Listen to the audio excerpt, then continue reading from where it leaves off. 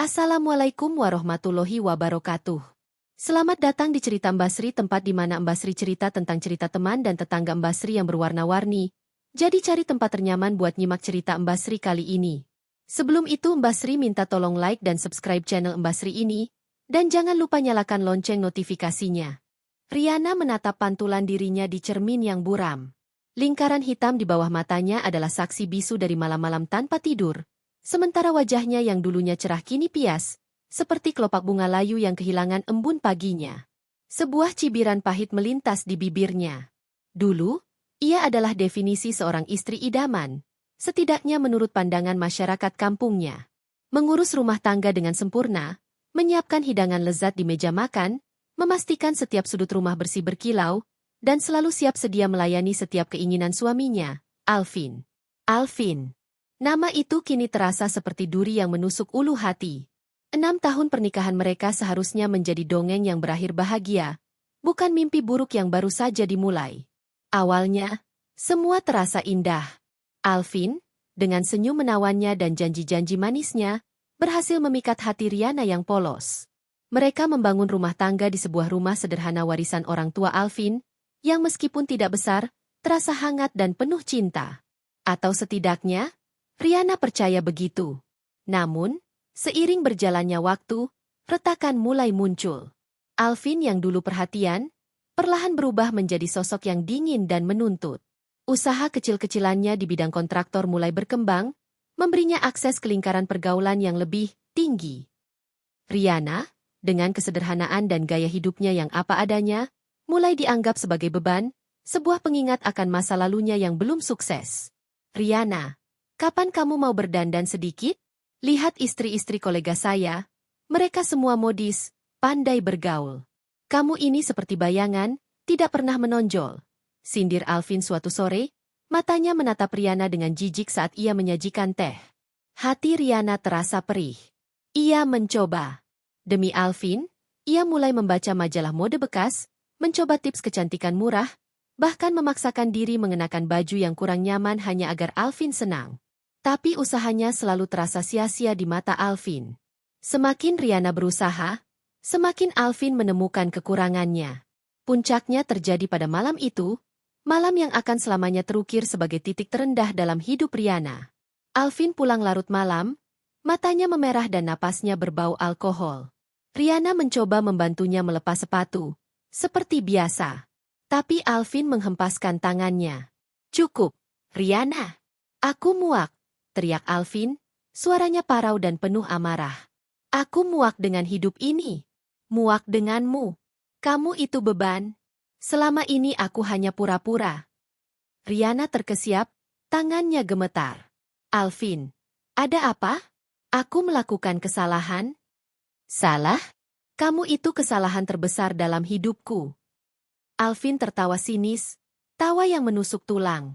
Aku butuh wanita yang bisa mendukung karierku, yang bisa menemaniku di acara-acara penting, bukan bayangan sepertimu. Kamu ini tidak lebih dari pembantu gratis. Kata-kata itu menghantam Riana seperti godam. Pembantu gratis. Setelah semua pengorbanan, semua cinta yang ia berikan, ia hanya dianggap sebagai pembantu. Air mata menggenang di pelupuk matanya. Namun ia menahannya sekuat tenaga. Ia tidak ingin Alvin melihatnya lemah. Aku sudah tidak tahan lagi. Riana, aku mau kita cerai, ucap Alvin dingin, seolah sedang memesan kopi. Riana merasakan dunianya runtuh. Jantungnya berdebar kencang, napasnya tercekat. Cerai? Apa maksudmu, Alvin? Aku sudah mendaftarkan gugatan cerai. Dan kamu, besok pagi harus angkat kaki dari rumah ini. Aku tidak mau melihat wajahmu lagi. Lanjut Alvin tanpa sedikitpun ekspresi penyesalan. Rumah ini milikku. Semua yang ada di dalamnya milikku. Kamu tidak berhak atas apapun.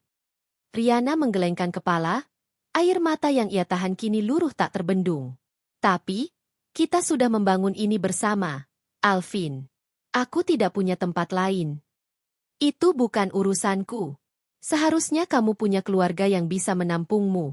Sekarang pergi. Aku tidak sudi berbagi atap dengan wanita yang tidak berguna sepertimu. Alvin mendorong Riana dengan kasar, membuatnya terhuyung. Malam itu, Riana meringkuk di sudut kamar, tangisnya terisak-isak. Hatinya hancur berkeping-keping. Pagi itu, dengan koper usang yang hanya berisi beberapa helai pakaian dan dompet tipis, Riana melangkah keluar dari rumah yang dulunya ia sebut surga. Ia menoleh ke belakang sekali lagi, melihat Alvin berdiri di ambang pintu dengan ekspresi jijik di wajahnya. Mata itu, mata yang dulu memancarkan cinta, kini penuh kebencian. Tidak ada keluarga dekat yang bisa ia tuju. Orang tuanya sudah lama meninggal, dan ia adalah anak tunggal. Dunia terasa begitu luas dan kejam, dan ia, Riana, kini hanyalah sebutir debu yang terempas badai. Kemana ia harus pergi? Bagaimana ia akan bertahan? Pertanyaan-pertanyaan itu menggerogoti pikirannya, mengisi kekosongan yang ditinggalkan oleh hati yang hancur. Ia sendirian. Benar-benar sendirian di dunia ini, dengan hanya kehinaan dan rasa sakit sebagai teman setianya. Langkah kaki Riana terasa berat, seolah setiap pijakannya menyeret beban 1000 kilo. Ia berjalan tanpa arah, air mata mengalir deras membasahi pipi. Kota yang dulu tampak ramah, kini menjelma menjadi labirin asing yang menakutkan. Di tengah kebingungan dan keputusasaan, hanya satu tempat yang terlintas di benaknya, rumah masa kecilnya. Rumah sederhana peninggalan orang tuanya di pinggir kota, yang sudah lama kosong dan terbengkalai. Butuh waktu hampir seharian untuk mencapai sana, dengan menumpang beberapa angkutan umum dan berjalan kaki cukup jauh. Saat tiba, matahari sudah condong ke barat, mewarnai langit dengan jingga muram. Rumah itu berdiri kaku, seolah ikut merasakan kesedihan Riana. Catnya mengelupas, jendelanya berdebu tebal, dan halaman depannya ditumbuhi ilalang setinggi lutut. Aroma lembab dan apek menyambutnya saat ia membuka pintu. Masuk ke dalam, Riana merasakan gelombang kenangan menghantamnya. Dinding-dinding usang ini pernah menjadi saksi bisu tawanya sebagai anak-anak, pelukan hangat ibunya, dan nasihat bijak ayahnya. Kini, semua itu hanya tinggal gema. Ia melihat ke sudut ruangan, tempat ayahnya biasa membaca koran. Di sana, di meja makan yang kusam, ibunya selalu menyiapkan masakan favoritnya. Setiap sudut rumah ini adalah fragmen dari kehidupannya yang dulu utuh, yang kini telah hancur berkeping-keping. Riana membersihkan sedikit debu dari lantai dengan tangannya yang gemetar, lalu merebahkan diri di atas lantai dingin. Tangisnya pecah lagi, kali ini lebih histeris. Ia memeluk lututnya erat-erat, seolah ingin menyatukan kembali kepingan hatinya yang berserakan. Ibu! Ai! Riana tidak kuat, bisiknya di antara isakan. Kenapa hidup Riana jadi seperti ini? Beberapa hari pertama di rumah itu adalah neraka baginya. Riana tidak nafsu makan, hanya mengonsumsi air dan sedikit roti kering yang ia beli dari sisa uangnya. Ia menghabiskan sebagian besar waktunya dengan melamun, menatap dinding kosong, atau menangis hingga matanya bengkak. Setiap kali ia mencoba tidur, bayangan Alvin dengan kata-kata hinanya kembali menghantui. Kamu tidak berguna. Pembantu gratis. Suatu pagi, Riana terbangun dengan perut melilit kelaparan. Ia tahu tidak bisa terus-menerus larut dalam kesedihan. Ia harus makan, ia harus hidup. Ia harus membuktikan pada dirinya sendiri, dan pada Alvin, bahwa ia tidak serendah yang dikatakan. Dengan sisa tenaga, ia mulai membersihkan rumah. Menyapu debu tebal, mengepel lantai yang lengket, membersihkan sarang laba-laba. Setiap sapuan adalah upaya untuk membersihkan sisa-sisa kesedihan di hatinya. Saat sedang membersihkan dapur, ia menemukan sebuah kaleng biskuit tua di balik tumpukan perkakas usang. Di dalamnya, ada beberapa lembar uang kertas lusuh, mungkin sisa tabungan ibunya dulu. Jumlahnya tidak banyak, hanya cukup untuk beberapa hari makan. Namun, ini adalah modal awalnya. Dengan uang itu, Riana memberanikan diri pergi ke pasar tradisional terdekat. Ia membeli beberapa bahan makanan murah dan alat kebersihan sederhana. Ia memasak nasi dan lauk seadanya, dan untuk pertama kalinya dalam beberapa hari, ia bisa merasakan sedikit energi kembali ke tubuhnya. Namun, tantangan terbesar bukanlah membersihkan rumah atau mencari makan. Itu adalah stigma sosial. Berita perceraiannya dengan Alvin, dan alasan dibaliknya, menyebar cepat di antara tetangga lama. Beberapa menatapnya dengan kasihan, yang lain dengan tatapan merendahkan. Bisik-bisik yang ia dengar saat pergi ke warung atau berjalan di jalanan seolah menguatkan kata-kata Alvin, Dia itu dicerai karena tidak becus. Sudah tidak punya apa-apa, dicampakkan suami pula. Riana mencoba mengabaikan mereka, tapi kadang-kadang ia merasa hatinya tercabik-cabik. Ia sering menangis dalam diam di malam hari, merutuki nasibnya. Kenapa aku harus mengalami semua ini? Kebutuhan hidup terus mendesak. Uang simpanan ibunya semakin menipis. Riana tahu ia harus mencari pekerjaan. Ia mulai mencoba melamar sebagai asisten rumah tangga di beberapa rumah mewah di kompleks sebelah. Namun kebanyakan menolaknya dengan alasan ia terlalu kurus atau tidak berpengalaman. Ia mencoba menjadi buruh cuci, namun tubuhnya yang belum pulih sepenuhnya seringkali terasa lelah dan sakit. Suatu hari, ia melihat pengumuman di sebuah tiang listrik, dicari, tenaga serabutan untuk kebun. Gaji yang ditawarkan sangat kecil, tapi itu lebih baik daripada tidak sama sekali. Riana memberanikan diri melamar. Dengan tubuh yang ringkih, ia memaksakan diri bekerja di bawah terik matahari, mencabuti rumput liar, memangkas semak-semak, dan menyiram tanaman. Setiap sore, tubuhnya terasa remuk. Namun ia bangga bisa menghasilkan uang sendiri, sepeser pun itu. Malam harinya, setelah bekerja, Riana akan kembali ke rumah yang dingin dan sepi. Ia menyalakan lampu minyak, menciptakan sedikit kehangatan di tengah kegelapan. Sambil menyeruput teh hangat, ia sering merenung. Ia ingat pesan ibunya, "Nak, hidup itu seperti roda. Kadang di atas, kadang di bawah. Yang penting, jangan pernah menyerah. Selalu ada harapan, meskipun kecil." Pesan itu seperti oase di tengah gurun kekeringan. Riana mulai bertanya pada dirinya sendiri, apalagi yang bisa ia lakukan? Ia punya tangan, ia punya pikiran. Ia tidak akan membiarkan dirinya tenggelam dalam keputusasaan. Ia akan bangkit. Bukan demi Alvin, bukan demi tetangga yang menghinanya, tapi demi dirinya sendiri, demi harga dirinya yang sudah terinjak-injak. Tekad itu mulai tumbuh, perlahan tapi pasti, di antara puing-puing kenangan yang pahit. Ia tahu, jalan di depannya masih panjang dan terjal, tapi ia tidak lagi sendirian. Ia punya harapan, dan itu adalah bekal paling berharga. Riana terus menjalani hari-harinya dengan bekerja serabutan, tubuhnya seringkali pegal dan kelelahan, namun semangatnya tak pernah padam. Setiap malam, setelah makan malam sederhana, ia akan duduk di ruang tamu yang temaram, memandangi seisi rumah. Rumah ini, peninggalan orang tuanya, terasa lebih dari sekadar 4 dinding dan atap. Ia adalah cangkang perlindungannya, tempat ia bisa menjadi dirinya sendiri tanpa cibiran atau tatapan menghakimi. Namun, ada sesuatu yang selalu mengusik benaknya. Ibunya dulu sering bercerita tentang harta karun, keluarga, bukan dalam arti emas permata, melainkan kenangan dan rahasia yang tersembunyi. Riana selalu menganggapnya sebagai dongeng pengantar tidur. Kini, di tengah keterpurukannya, ia mulai bertanya-tanya. Suatu sore yang terik, saat Riana memutuskan untuk membersihkan loteng yang sudah puluhan tahun tidak tersentuh, ia menemukan jawabannya. Udara di loteng terasa pengap dan panas, dipenuhi aroma kayu lapuk dan debu. Cahaya matahari menembus celah-celah genting yang pecah, menciptakan berkas-berkas cahaya di antara partikel debu yang menari di udara. Riana menyingsingkan lengan bajunya dan mulai memindahkan tumpukan barang-barang usang. Majalah-majalah tua, baju-baju kekecilan, toples-toples kosong, dan furnitur rusak yang diselimuti kain putih kusam. Di balik tumpukan koran bekas yang menguning, di sudut yang paling gelap dan tersembunyi, tangan Riana menyentuh sesuatu yang keras dan dingin. Sebuah kotak kayu tua. Kotak itu terbuat dari kayu jati yang tebal, warnanya gelap, dengan ukiran sederhana yang nyaris tak terlihat karena lapisan debu tebal. Kunci gemboknya sudah berkarat, dan Riana harus menggunakannya tenaga ekstra untuk membukanya. Sebuah bau apek dan kertas lapuk menyeruak saat kotak itu terbuka. Riana menarik napas dalam-dalam, jantungnya berdegup kencang.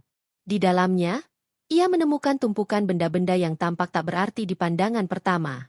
Ada beberapa lembar surat lama yang sudah menguning, terikat rapi dengan pita beledu yang sudah pudar warnanya.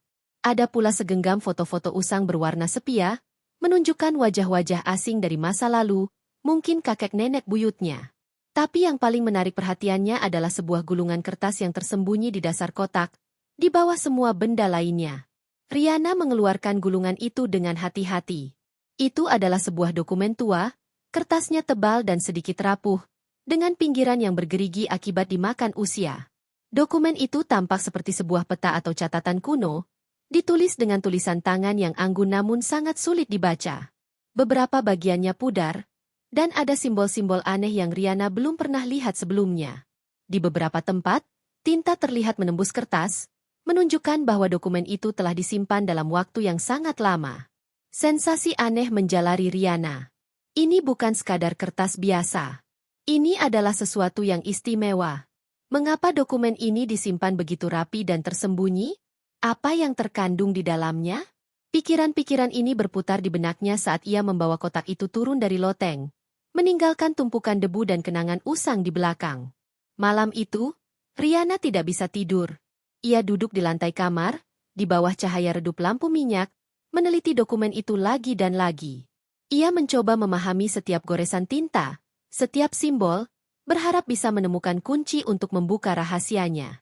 Namun, usahanya sia-sia. Dokumen itu terlalu rumit untuknya. Meskipun belum memahami isinya, Riana merasakan gelombang harapan yang belum pernah ia rasakan sejak perceraiannya. Dokumen ini, dengan misterinya, seolah memberinya tujuan baru. Mungkin ini adalah jawaban atas doa-doanya. Mungkin ini adalah harta karun yang dulu diceritakan ibunya. Tekadnya semakin kuat. Ia tidak akan menyerah sampai ia mengetahui apa yang tersembunyi di balik dokumen tua ini. Beberapa hari setelah penemuan dokumen tua itu, hidup Riana diwarnai oleh obsesi baru. Setiap kali ia memiliki waktu luang, setelah lelah bekerja serabutan di kebun atau mencuci pakaian orang, ia akan kembali ke dokumen itu. Ia mencoba membandingkan tulisan tangan di dokumen dengan tulisan tangan di surat-surat lama lainnya yang ia temukan di kotak yang sama, berharap menemukan pola atau petunjuk. Ia bahkan mencoba mencari simbol-simbol yang terukir di dokumen di buku-buku lama yang ia pinjam dari perpustakaan desa. Namun, semua usahanya sia-sia. Dokumen itu seolah berbicara dalam bahasa yang tidak ia mengerti. Ia yakin dokumen itu mengandung sesuatu yang penting, sesuatu yang bernilai. Intuisi seorang anak yang tumbuh dari cerita dongeng ibunya tentang harta karun keluarga, kini berbisik di telinganya. Ada janji di balik kertas lapuk itu. Tapi bagaimana cara membukanya? Riana tidak memiliki pendidikan formal yang tinggi. Pengetahuannya terbatas pada hal-hal praktis sehari-hari. Dokumen ini, dengan bahasa kuno dan simbol-simbol misteriusnya, terasa seperti teka-teki raksasa yang membutuhkan kecerdasan dan pengetahuan khusus untuk dipecahkan. Ia mulai berpikir, siapa yang bisa membantu? Pikirannya melayang pada para tetangga atau kenalan. Tapi kebanyakan dari mereka adalah petani atau pedagang kecil, sama seperti dirinya. Tidak ada yang memiliki latar belakang yang cukup untuk menafsirkan naskah kuno. Riana bahkan sempat berpikir untuk membawa dokumen itu ke tukang fotokopi, berharap salinannya akan lebih jelas. Namun ia takut jika rahasia dokumen itu tersebar atau disalahgunakan. Kepercayaan adalah hal yang langka baginya setelah apa yang dilakukan Alvin. Akhirnya, Riana menyadari bahwa ia membutuhkan bantuan profesional. Seseorang dengan keahlian khusus di bidang sejarah, bahasa kuno, atau filologi. Namun, di mana ia bisa menemukan orang seperti itu? Ia tinggal di pinggir kota, jauh dari universitas atau lembaga penelitian besar. Uangnya pun pas-pasan, bahkan untuk makan sehari-hari. Bagaimana ia bisa membayar seorang ahli yang mungkin meminta biaya mahal? Meski demikian, Riana tidak menyerah. Ia mulai berkeliling kota, dari satu perpustakaan umum ke perpustakaan lainnya, menanyakan kepada petugas tentang ahli sejarah atau filolog. Kebanyakan petugas hanya menatapnya dengan aneh, seolah Riana sedang mencari sesuatu yang mustahil. Beberapa menyarankan ia datang ke museum. Namun museum terdekat pun berjarak cukup jauh dan biayanya mungkin akan sangat mahal. Suatu sore, saat ia sedang beristirahat di sebuah taman kota setelah seharian berkeliling tanpa hasil, ia tak sengaja mendengar percakapan dua orang tua di bangku sebelah. Mereka membicarakan tentang seorang profesor gila yang tinggal di pinggiran kota, yang menghabiskan seluruh hidupnya untuk mempelajari sejarah dan artefak kuno. Katanya dia punya koleksi buku-buku langka yang luar biasa banyak, kata salah seorang. Tapi dia agak aneh, tidak suka diganggu. Meskipun informasi itu samar dan ada sedikit nada menakutkan, telinga Riana menangkap kata sejarah dan artefak kuno. Ini mungkin satu-satunya kesempatannya. Setelah bertanya-tanya kepada beberapa warga lokal, Riana akhirnya mendapatkan alamat Profesor Gila itu. Lokasinya berada di sebuah daerah yang agak terpencil, di tengah rimbunnya pepohonan, jauh dari keramaian kota. Keesokan harinya, dengan jantung berdebar kencang, Riana memberanikan diri menuju alamat itu. Sebuah rumah tua yang besar, dengan pagar besi yang berkarat dan halaman depan yang ditumbuhi semak belukar, berdiri di sana. Aura misterius menyelimuti rumah itu. Riana ragu sejenak, namun ingatan akan kehinaan yang ia terima dari Alvin menguatkan tekadnya. Ia tidak punya apa-apa lagi untuk rugi. Ia mengetuk pintu kayu yang tebal. Tidak ada jawaban. Ia mengetuk lagi, lebih keras. Beberapa saat kemudian, pintu berdiri terbuka sedikit, menampakkan seorang pria tua dengan rambut acak-acakan dan kacamata tebal yang melorot di hidungnya. Wajahnya dipenuhi kerutan, namun matanya yang tajam memancarkan kecerdasan. Ada apa? Suara pria itu serak, sedikit tidak ramah. Aku tidak menerima tamu. Riana menelan ludah. Maaf, Pak. Saya Riana. Saya butuh bantuan Bapak. Saya punya sebuah dokumen tua, dan saya yakin Bapak adalah orang yang tepat untuk menafsirkannya. Pria tua itu menatap dokumen yang Riana pegang, matanya sedikit membesar. Ada kilatan ketertarikan di sana, yang tidak Riana lewatkan. Dokumen tua? Apa itu? Saya tidak bisa menjelaskannya dengan kata-kata, Pak. Tapi saya yakin ini sangat penting. Riana memohon, suaranya sedikit gemetar. Saya tidak punya apa-apa lagi, Pak. Ini satu-satunya harapan saya. Pria itu terdiam sejenak, mengamati Riana dari ujung rambut hingga kaki. Mungkin ia melihat keputusasaan yang nyata di mata Riana, atau mungkin instingnya sebagai sejarawan terpancing oleh kata, dokumen tua. Akhirnya, ia menghela napas panjang. Masuklah, katanya, suaranya kini sedikit lebih lembut. Tapi jangan membuat keributan. Aku tidak suka keributan. Riana merasakan kelegaan luar biasa. Sebuah pintu harapan baru telah terbuka.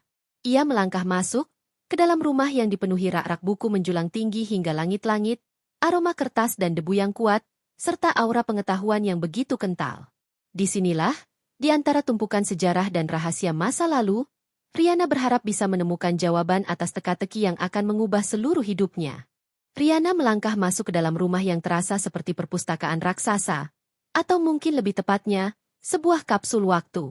Setiap dinding dipenuhi rak-rak kayu jati yang menjulang tinggi, penuh sesak dengan buku-buku tebal bersampul kulit tua, beberapa bahkan tampak rapuh termakan usia. Aroma kertas dan debu yang khas memenuhi udara, bercampur dengan sedikit bau teh herbal. Jendela-jendela besar ditutupi tirai tebal, membuat ruangan agak remang-remang, hanya diterangi beberapa lampu baca yang memancarkan cahaya kekuningan. Pria tua itu, yang belakangan memperkenalkan diri sebagai Pak Ardi, berjalan mendahuluinya dengan langkah pelan namun pasti. Ia duduk di sebuah kursi berlengan di tengah ruangan, di antara tumpukan buku yang seolah membentuk labirin kecil. Duduklah, perintahnya singkat, menunjuk sebuah kursi kosong di hadapannya. Riana duduk dengan canggung. Hatinya masih berdebar. Ia merasa seperti seorang penjelajah yang baru saja memasuki gua harta karun yang dijaga ketat. Pak Ardi meraih sebuah kaca pembesar dari meja di sebelahnya, lalu mengulurkan tangannya. Mana dokumen yang kau maksud? Dengan tangan sedikit gemetar, Riana menyerahkan gulungan dokumen tua itu. Pak Ardi menerimanya dengan hati-hati, seolah memegang barang yang sangat rapuh. Ia membentangkan dokumen itu di atas meja, lalu mendekatkan wajahnya, matanya meneliti setiap detail dengan intens. Dia menyelimuti ruangan, hanya terdengar suara napas Riana dan desau halaman buku yang sesekali dibalik oleh Pak Ardi. Waktu berlalu. 5 menit. 10 menit. 15 menit. Pak Ardi tidak mengatakan apa-apa, hanya terus mengamati dokumen itu dari berbagai sudut, sesekali menggunakan kaca pembesarnya. Riana tidak berani bergerak atau berbicara, takut mengganggu konsentrasi pria tua itu. Ia hanya bisa mengamati ekspresi wajah Pak Ardi yang berubah-ubah, dari datar, menjadi sedikit mengernyit, lalu kerutan di dahinya semakin dalam, seperti seseorang yang sedang memecahkan teka-teki yang sangat sulit. Akhirnya, setelah sekitar setengah jam, Pak Ardi menegakkan tubuhnya. Ia menghela napas panjang, lalu melepas kacamata tebalnya dan memijit pangkal hidungnya. Riana menahan napas, menunggu. Ini menarik, kata Pak Ardi, suaranya pelan. Tulisan tangan ini sangat tua, bahkan lebih tua dari yang kuduga. Dan simbol-simbolnya, ini bukan sembarang simbol. Riana merasakan secercah harapan menyala di dadanya. Apa maksudnya, Pak? Pak Ardi menatap Riana. Matanya yang tajam kini memancarkan rasa ingin tahu yang besar. Dokumen ini tampaknya adalah campuran dari catatan silsilah dan deskripsi properti. Beberapa bagiannya ditulis dalam bahasa Jawa kuno yang sudah tidak lazim digunakan, dan ada juga aksara yang sangat jarang kutemui. Ia berhenti sejenak, lalu menambahkan, ini bukan sekadar peta harta karun seperti di film-film. Ini lebih dari itu. Ini mungkin adalah sebuah warisan yang terlupakan. Jantung Riana berdegup lebih kencang. Warisan? Tapi warisan apa, Pak? Itu yang harus kita cari tahu, jawab Pak Ardi. Sorot matanya kini penuh antusiasme. Ini akan membutuhkan waktu. Aku harus meneliti setiap kata, setiap simbol. Aku harus membandingkannya dengan catatan sejarah lain, dengan arsip-arsip lama. Ini akan menjadi proyek besar. Riana merasakan kelegaan bercampur khawatir. Waktu? Ia tidak punya banyak waktu. Dan biaya? Ia nyaris tidak punya uang sepeser pun. Tapi, Pak, saya tidak punya uang. Saya tidak bisa membayar Bapak. Suaranya terdengar putus asa. Pak Ardi tersenyum tipis. Senyum yang jarang terlihat. Aku tahu kau tidak punya uang, Nak. Wajahmu dan pakaianmu sudah memberitahuku itu. Aku bukan orang yang mata duitan. Kepuasan intelektual jauh lebih berharga bagiku. Ia mengetuk-ngetuk dokumen itu dengan jarinya. Lagi pula, dokumen ini sendiri adalah harta karun bagiku sebagai sejarawan. Aku belum pernah menemukan sesuatu seunik ini selama karierku. Riana merasa air mata hampir tumpah lagi. Kali ini bukan karena kesedihan, melainkan karena rasa syukur yang tak terhingga. Tapi, Pak, apa yang bisa saya berikan sebagai imbalan? Pak Ardi menatapnya lekat-lekat. Jika memang dokumen ini mengarah pada sesuatu yang berharga, entah itu tanah, properti, atau apapun itu, aku minta kau memberiku bagian kecil sebagai kompensasi atas waktu dan pengetahuanku. Tentu, Pak. Tentu saja, seru Riana, semangatnya membara. Berapapun itu, akan saya berikan. Kita akan bicarakan itu nanti jika waktunya tiba, Pak Ardi membalas. Untuk sekarang, kau harus memberiku waktu. Aku akan menghubungimu jika ada perkembangan. Riana mengangguk patuh. Ia merasa beban berat terangkat dari pundaknya.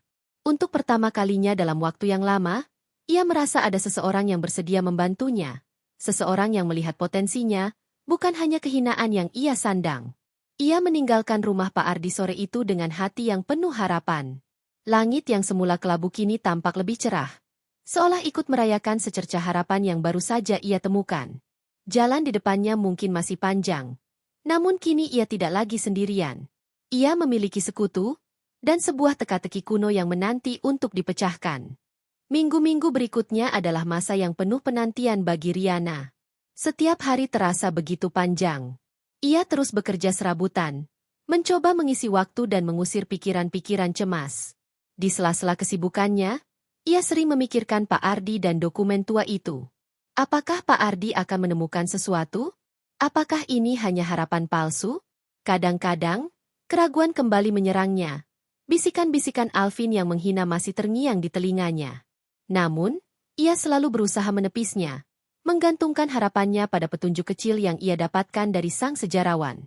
Tepat 4 minggu setelah pertemuan pertamanya, telepon rumah Riana yang usang berdering. Jantungnya berdebar kencang saat ia mengangkatnya. Halo. Riana, ini Ardi. Suara Pak Ardi terdengar di ujung telepon. Nadanya tenang namun ada kegembiraan yang tersirat.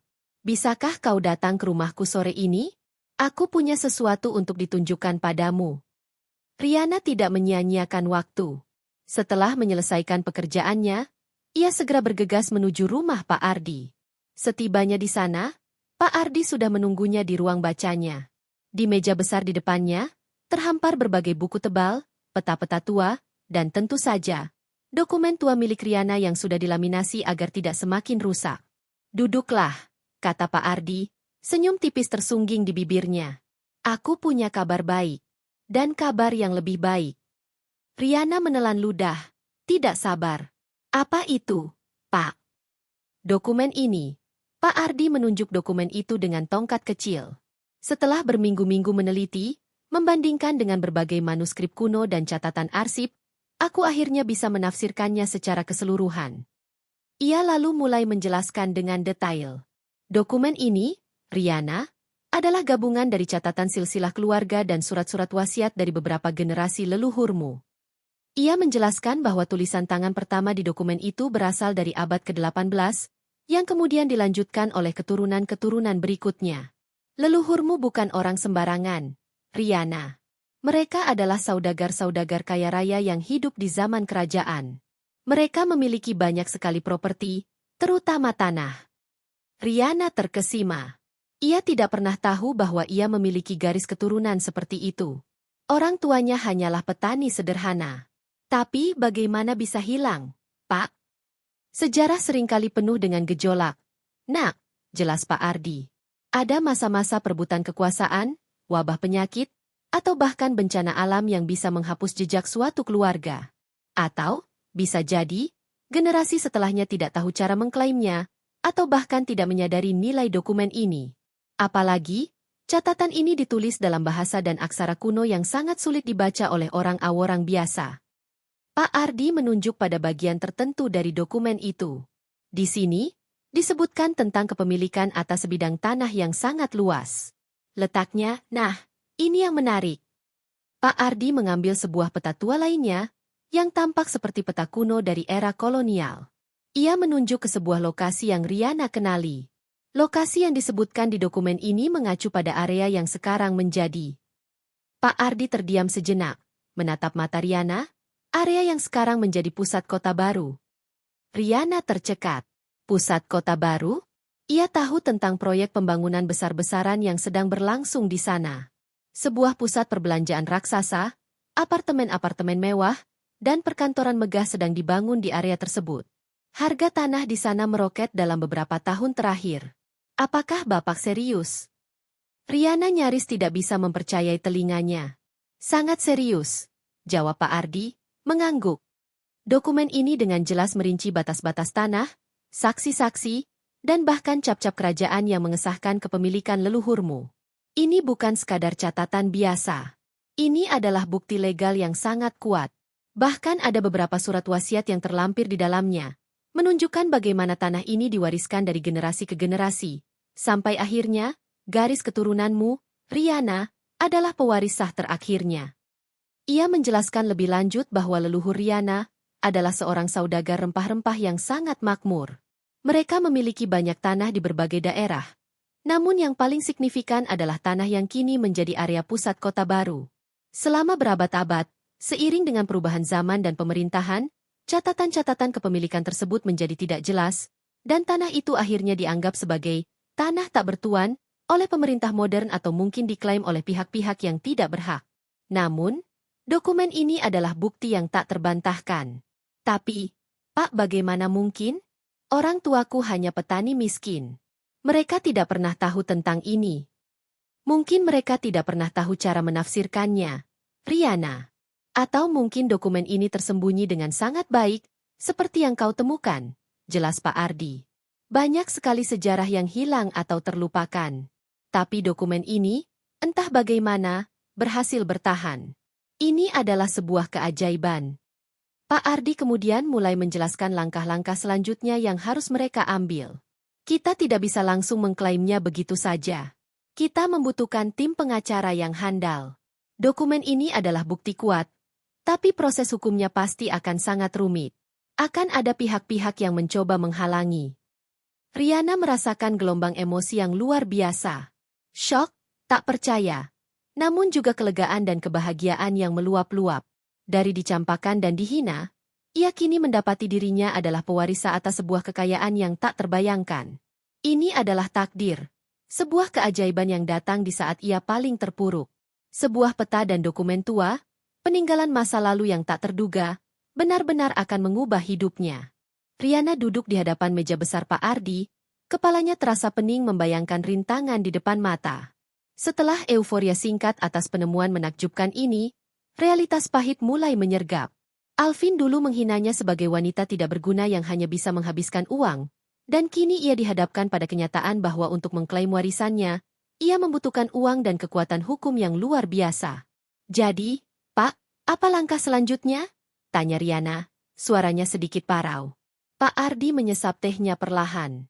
Langkah pertama adalah mencari pengacara. Kita butuh seseorang yang tidak hanya pintar, tapi juga berpengalaman dalam kasus-kasus sengketa tanah yang kompleks, terutama yang melibatkan dokumen sejarah. Tapi saya tidak punya uang untuk pengacara hebat, ucap Riana jujur, hatinya mencelos. Ia masih ingat bagaimana ia harus berhemat untuk membeli sabun cuci atau membayar ongkos angkutan umum. Jangan khawatir soal itu dulu, sahut Pak Ardi menenangkan. Aku punya beberapa kenalan. Kita bisa mencari pengacara yang mau mengambil kasus ini dengan sistem success fee. Artinya mereka akan dibayar setelah kita memenangkan kasusnya. Tentu saja, porsinya akan lebih besar, tapi ini satu-satunya jalan. Riana mengangguk, sedikit lega. Ini adalah opsi terbaik yang ia miliki. Mereka menghabiskan beberapa hari berikutnya untuk mencari pengacara. Akhirnya, mereka dipertemukan dengan Bapak Danang, seorang pengacara senior yang terkenal tangguh dan memiliki reputasi baik di bidang hukum pertanahan. Awalnya, Bapak Danang tampak skeptis. Kasus kepemilikan tanah berdasarkan dokumen kuno adalah hal yang jarang terjadi dan cenderung rumit. Namun, setelah melihat dokumen asli yang telah diterjemahkan dan diverifikasi oleh Pak Ardi, minatnya terpancing. Dokumen itu memang sangat otentik dan memiliki kekuatan hukum yang luar biasa jika bisa dibuktikan. Ini kasus besar, Bu Riana, kata Bapak Danang suatu sore di kantornya yang mewah. Pihak yang menguasai tanah itu saat ini adalah pengembang properti raksasa. Mereka memiliki koneksi dan sumber daya yang tak terbatas. Kita akan menghadapi perlawanan yang sangat sengit. Perkataan Bapak Danang membuat perut Riana melilit. Pengembang raksasa. Tiba-tiba ia merasa sangat kecil. Apa yang harus saya lakukan, Pak? Percayakan padaku dan Pak Ardi, jawab Bapak Danang tegas. Tugas Anda sekarang adalah menjaga dokumen ini baik-baik dan siapkan mental. Prosesnya akan panjang, melelahkan, dan penuh tekanan. Dimulailah babak baru dalam hidup Riana, perjuangan administratif yang penuh duri. Bapak Danang dan timnya segera memulai proses gugatan di pengadilan. Mereka mengumpulkan semua bukti, termasuk salinan sah dari dokumen tua, hasil penelitian Pak Ardi, dan saksi ahli yang menguatkan klaim Riana. Namun, seperti yang sudah diperkirakan, perlawanan datang dengan cepat dan brutal. Pihak pengembang properti, yang diwakili oleh tim pengacara mereka yang tak kalah hebat, langsung melancarkan serangan balasan. Mereka mencoba berbagai cara untuk mendiskreditkan Riana dan dokumennya. Dokumen itu palsu, teriak salah satu pengacara lawan di persidangan perdana. Itu hanya tulisan tangan kuno yang tidak memiliki dasar hukum. Klien kami telah membeli tanah itu secara sah dan membangun di atasnya dengan izin penuh. Mereka bahkan mencoba menyewa ahli sejarah tandingan yang mengklaim dokumen itu tidak valid atau tidak dapat dibuktikan keasliannya. Ada pula upaya terselubung untuk menekan Riana dan Pak Ardi. Riana mulai menerima telepon misterius dengan ancaman halus. Rumahnya sesekali diawasi oleh orang tak dikenal, dan ia bahkan pernah hampir ditabrak mobil saat menyeberang jalan. Ketakutan mulai merayapi hatinya. Namun ia berusaha tegar. Pak Ardi, dengan ketenangannya, selalu meyakinkan Riana. Jangan takut, Nak. Kebenaran selalu menemukan jalannya. Dokumen ini adalah bukti yang tak terbantahkan. Mereka hanya mencoba membuat kita gentar. Bapak Danang pun bekerja siang dan malam, menghadapi setiap argumen lawan dengan data dan fakta yang solid. Ia memanggil Pak Ardi sebagai saksi ahli, yang dengan lugas menjelaskan metodologi penelitiannya dan mengapa dokumen tersebut sangat otentik dan sah. Ia menunjukkan bagaimana setiap detail dalam dokumen, dari jenis kertas, tinta, hingga aksara dan cap kerajaan, sesuai dengan periode waktu yang diklaim. Persidangan berlangsung berbulan-bulan. Riana harus sering bolak-balik ke pengadilan, mendengarkan argumen-argumen sengit, melihat bagaimana hidupnya menjadi tontonan di ruang sidang. Media massa mulai memberitakan kasus ini, mengangkat kisah Riana dari wanita terhina menjadi pewaris harta tak terduga. Beberapa media mendukungnya, yang lain cenderung berhati-hati, menyoroti kekuatan finansial pengembang. Rihanna merasakan tekanan yang luar biasa. Ia seringkali merasa putus asa, bertanya-tanya apakah ia bisa bertahan. Ia ingat lagi kata-kata Alvin yang merendahkannya. Dulu ia hanya wanita lugu yang tidak tahu apa-apa tentang dunia luar, kini ia harus berhadapan dengan raksasa hukum dan korporasi. Namun, setiap kali ia merasa ingin menyerah, ia teringat wajah orang tuanya, dan ia teringat bagaimana ia dicampakkan oleh Alvin. Ia tidak boleh kembali ke titik nol itu. Ia harus berjuang, demi harga dirinya, demi semua orang yang meremehkannya. Setelah berbulan-bulan yang terasa seperti bertahun-tahun, diwarnai dengan persidangan yang melelahkan, tumpukan dokumen hukum, dan strategi-strategi licik dari pihak lawan, kasus Rihanna mencapai puncaknya. Ruang sidang dipenuhi oleh para wartawan, kerabat, dan masyarakat umum yang penasaran dengan putusan akhir dari sengketa tanah bernilai triliunan rupiah ini. Rihanna duduk di kursi pesakitan, jantungnya berdebar kencang, tangannya menggenggam erat tangan Pak Ardi yang duduk di sebelahnya. Bapak Danang berdiri tegak di depannya. Wajahnya menunjukkan ketegangan yang sama, namun sorot matanya tetap yakin. Hakim ketua masuk ruangan, suasana seketika hening. Semua mata tertuju pada hakim yang mulai membacakan putusan dengan suara berat. Setiap kata terasa seperti palu yang menghantam gendang telinga Rihanna. Ia mencoba mencerna setiap kalimat, namun emosi yang berkecamuk membuat otaknya bekerja lambat. Setelah mempertimbangkan semua bukti yang diajukan, termasuk dokumen tua yang telah diverifikasi keasliannya oleh ahli sejarah terkemuka, serta kesaksian para saksi dan ahli, Rihanna merasakan napasnya tertahan. Ini dia, momen yang ia tunggu-tunggu, atau ia takutkan, selama ini.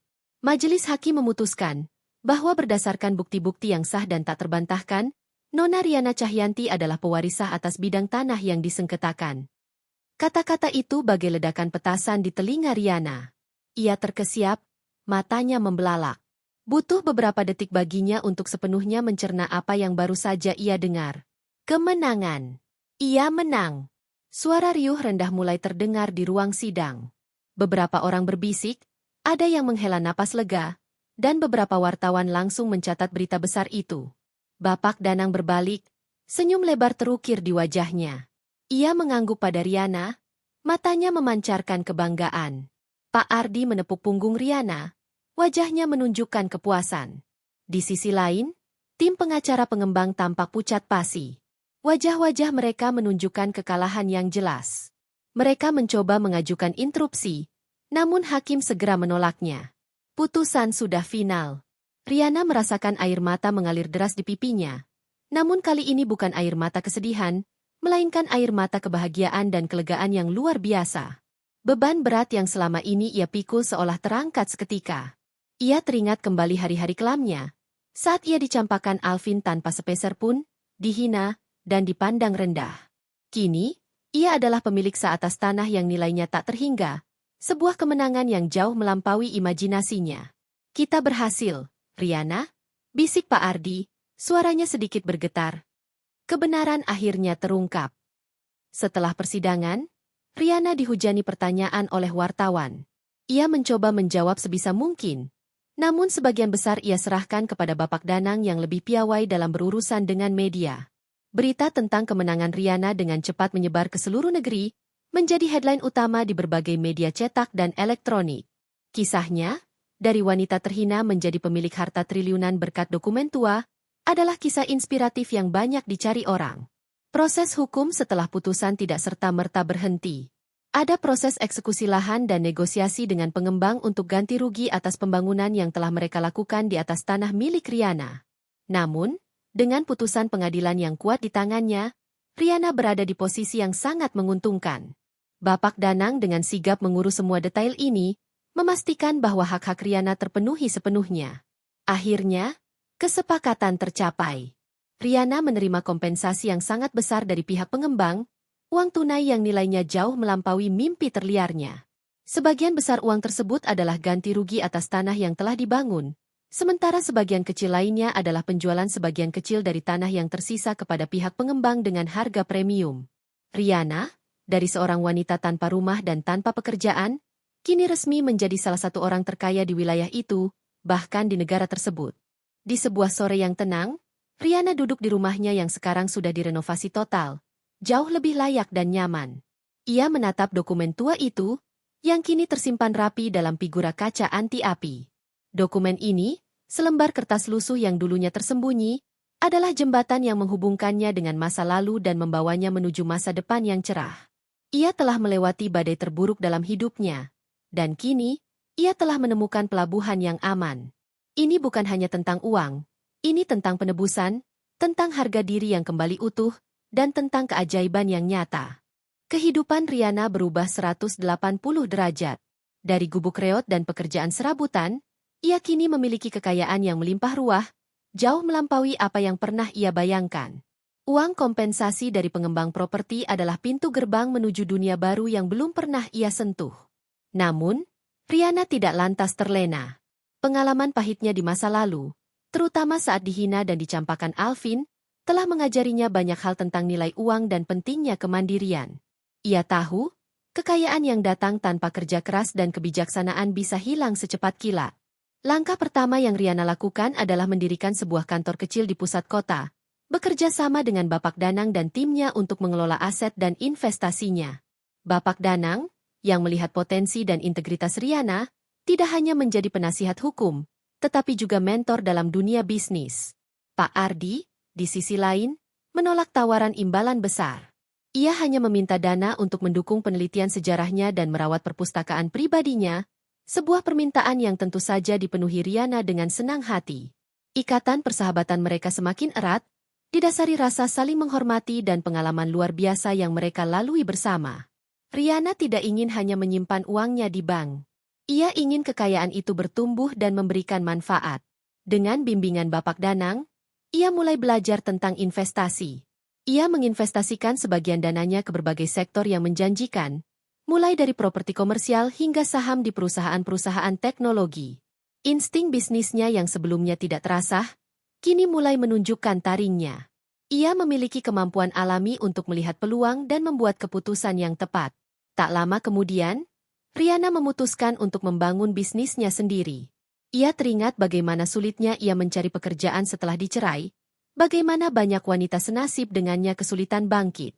Maka, ia mendirikan sebuah perusahaan pelatihan dan pemberdayaan wanita.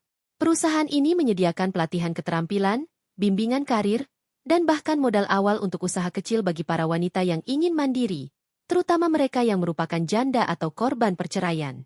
Visinya jelas, ia ingin menciptakan jaring pengaman dan kesempatan bagi wanita-wanita yang dulu merasa tidak punya harapan, persis seperti dirinya. Bisnisnya berkembang pesat. Cerita Riana yang inspiratif menjadi daya tarik tersendiri. Banyak wanita tertarik untuk bergabung, dan kesuksesan para alumni pelatihannya menjadi bukti nyata keberhasilan program tersebut. Riana tidak lagi dikenal sebagai mantan istri Alvin yang dicampakkan, melainkan sebagai Riana Cahyanti, pengusaha sukses dan filantropis yang disegani. Ia juga tak melupakan akarnya. Riana merenovasi total rumah masa kecilnya yang dulu reot, mengubahnya menjadi sebuah rumah yang indah dan nyaman, namun tetap mempertahankan sentuhan kenangan orang tuanya. Ia sering pulang ke sana, menyisihkan waktu untuk merenung dan bersyukur atas perjalanan hidupnya. Suatu hari, takdir seolah ingin mempertemukannya kembali dengan masa lalunya. Riana menerima undangan ke sebuah acara gala amal bergengsi. Di tengah keramaian, matanya menangkap sosok yang familiar. Alvin. Ia tampak menua, rambutnya sedikit menipis, dan ada kerutan khawatir di dahinya. Alvin berdiri di sudut ruangan, mencoba berbaur, namun jelas terlihat ia tidak senyaman dulu. Riana mendengar selentingan kabar bahwa usaha Alvin sempat mengalami kemunduran besar setelah ia berpisah dengan Riana, kehilangan fokus dan banyak proyek besar. Alvin, yang sedang memegang segelas champagne, tiba-tiba berbalik dan mata mereka bertemu. Ekspresi wajah Alvin berubah deranya. Kaget, tak percaya, lalu sedikit menyesal. Ia melihat Riana berdiri tegak, mengenakan gaun indah, aura kesuksesan terpancar jelas darinya. Riana bukan lagi wanita rapuh yang dulu ia campakkan. Alvin memberanikan diri mendekat. Riana? Ini benar kamu? Suaranya terdengar canggung dan sedikit bergetar. Riana tersenyum tipis, senyum yang tenang dan penuh kemenangan. Ya, Alvin. Ini aku. Aku tidak menyangka. kata Alvin, mencoba mencari kata-kata. Kamu sangat berbeda. Hidup memang penuh kejutan, bukan? Balas Riana lembut, tanpa nada marah atau dendam, hanya sebuah ketenangan yang mendalam. Ia telah memaafkan, bukan demi Alvin, tapi demi dirinya sendiri, untuk melepaskan beban masa lalu. Alvin terlihat menyesal, mencoba memulai percakapan lebih lanjut, namun Riana hanya tersenyum sopan. Ia tahu ia tidak perlu lagi membuktikan apapun pada Alvin. Hidupnya, kesuksesannya, dan kebahagiaannya adalah bukti terbaik. Ia telah move on sepenuhnya. Ia berpamitan dengan sopan dan melanjutkan berbincang dengan para rekan bisnisnya, meninggalkan Alvin yang terpaku dengan penyesalan yang terlihat jelas di wajahnya. Kini, Riana adalah simbol ketahanan. Seorang wanita yang bangkit dari abu kehancuran dan membangun kembali dirinya menjadi lebih kuat, lebih bijaksana, dan lebih kaya dari sebelumnya. Kekayaannya tidak hanya berupa materi, tetapi juga pengalaman hidup yang berharga, pelajaran tentang kekuatan diri, dan makna sejati dari sebuah keberlimpahan. Riana berdiri di balkon penthouse mewahnya, memandangi gemerlap lampu kota yang membentang luas di bawahnya. Angin malam yang sejuk membelai wajahnya, membawa serta aroma kehidupan kota yang tak pernah tidur. Pemandangan ini, keindahan yang dulu hanya bisa ia impikan, kini adalah bagian dari realitasnya. Ia telah mencapai puncak, sebuah posisi yang tak pernah ia sangka akan ia raih setelah semua kehinaan dan keterpurukan. Namun, di tengah semua kemewahan ini, Riana merasakan sebuah kedamaian yang lebih dalam, yang tidak ada hubungannya dengan saldo di rekening banknya. Ia telah belajar bahwa kekayaan sejati jauh melampaui tumpukan uang atau harta benda. Kekayaan sejati adalah tentang kemandirian yang ia raih, harga diri yang berhasil ia pulihkan, dan yang terpenting, kemampuan untuk memberikan dampak positif bagi orang lain. Setiap hari, Riana menghabiskan sebagian waktunya untuk mengurus yayasan sosial yang ia dirikan. Yayasan ini fokus pada pendidikan dan pemberdayaan anak-anak serta wanita dari keluarga kurang mampu. Ia seringkali turun langsung, bertemu dengan para penerima manfaat, mendengarkan kisah-kisah mereka, dan memberikan motivasi. Melihat senyum di wajah mereka, menyaksikan bagaimana hidup mereka berubah berkat kesempatan yang ia berikan, membawa kebahagiaan yang tak tertandingi oleh keuntungan bisnis sebesar apapun. Uang hanyalah alat, Riana. Pernah nasihat Pak Ardi padanya, saat mereka berdua berbincang di perpustakaan lama. Alat itu bisa membangun atau menghancurkan. Pilihlah untuk membangun. Nasihat itu selalu terngiang di benaknya. Riana menggunakan kekayaannya untuk membangun, untuk menciptakan kesempatan, dan untuk menyebarkan harapan. Ia berinvestasi pada proyek-proyek sosial, mendukung startup muda yang inovatif, dan menjadi mentor bagi pengusaha wanita yang baru merintis. Riana tidak pernah melupakan asal-usulnya. Ia tetap rendah hati dan bersyukur. Ia masih suka memasak makanan sederhana yang mengingatkannya pada masakan ibunya. Ia masih mengunjungi pasar tradisional, menyapa para pedagang yang dulu melihatnya sebagai buruh cuci. Ia tidak membiarkan kesuksesan mengubah esensinya. Kisah hidupnya, yang tersebar luas melalui media dan testimoni orang-orang yang ia bantu, menjadi inspirasi bagi banyak orang. Ia sering diundang menjadi pembicara di berbagai seminar dan konferensi, berbagi pengalamannya tentang bagaimana bangkit dari keterpurukan, menemukan kekuatan diri, dan mengubah cobaan menjadi peluang. Ia selalu menekankan bahwa titik terendah dalam hidupnya, yaitu saat ia dihina dan dicerai, justru menjadi titik balik yang mengantarkannya pada penemuan dokumen tua itu, dan pada akhirnya, menuju kehidupannya yang sekarang. Suatu malam, Riana kembali ke rumah masa kecilnya. Ia duduk di ruang tamu yang kini nyaman dan terang, namun masih menyimpan jejak-jejak kenangan lama.